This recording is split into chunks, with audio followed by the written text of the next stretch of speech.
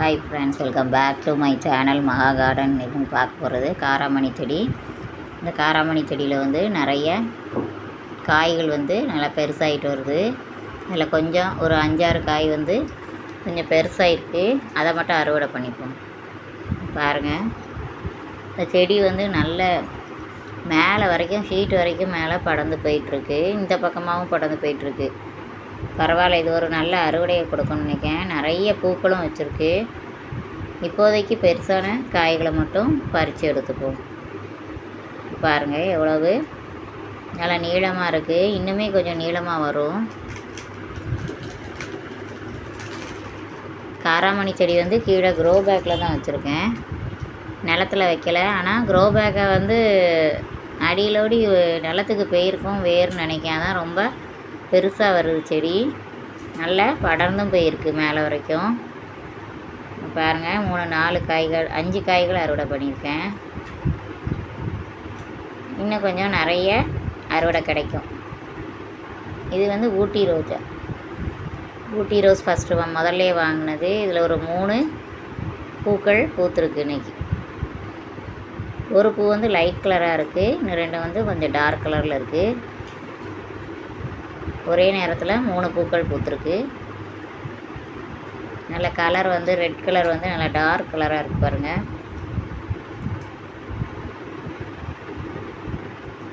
இந்த ஒரு பூ மட்டும் கொஞ்சம் லைட் கலராக பூத்துருக்கு.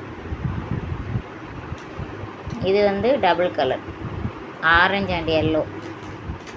இதுவுமே நிறைய மொட்டுகள் வச்சு இப்போ ஒவ்வொன்றா பூக்க ஆரம்பிச்சிட்ருக்கு, பூத்துட்ருக்கு. இதிலேயே 3 பூக்கள் பூத்துருக்கு பாருங்கள்.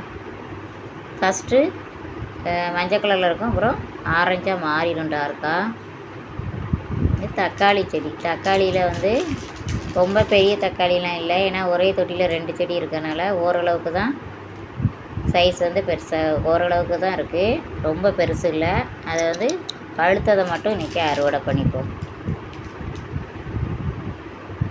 இந்த தக்காளி செடி வந்து காஷ்மீரி ரோஜாவோட ஒரே தொட்டியில் இருக்கிறதுனால கொஞ்சம் சின்ன சின்னதாக தான் வருது. ஆனால் நல்லா காய்கள் நல்லா புளிப்பு நல்லா இருக்குது. ஏற்கனவே நான் ஒரு 3 காய் எடுத்தேன் பழுத்தது. அது வந்து சட்னிக்கு வச்சு அரைச்சதில் வந்து நல்லா புளிப்பு நல்லா இருந்துச்சு. அந்த இதில் காய்கள் வந்து எவ்வளோ பழப்பழன்னு இருக்கு பாருங்கள். இயற்கை உரங்கள் போடுறதுனால இந்த காய்கள் வந்து நல்ல பளபளப்பாக இருக்குது, பார்க்க நல்ல டேஸ்டியாகவும் இருக்குது.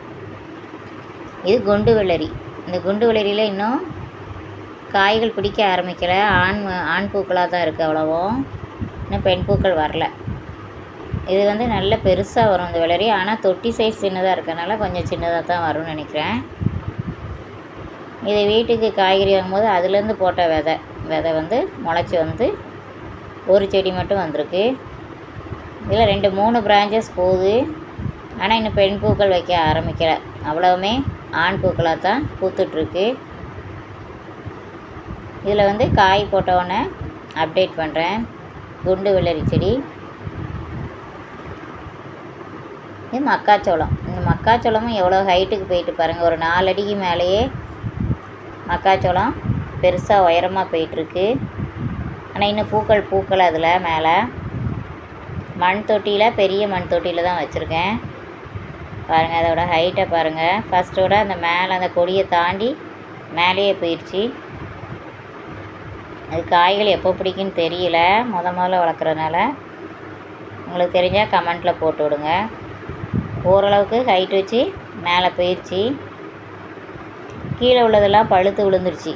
இலைகள்லாம் பழுத்து கீழே விழுந்துருச்சு. மேலே நோக்கி இப்போ போயிட்டுருக்கு.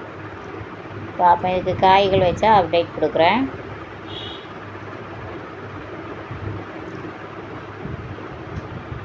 நிறைய செடிகள் நெருக்கமாக இருக்கிறதுனால கொஞ்சம் வீடியோ எடுக்க கஷ்டமாக இருக்குது. ஓகே.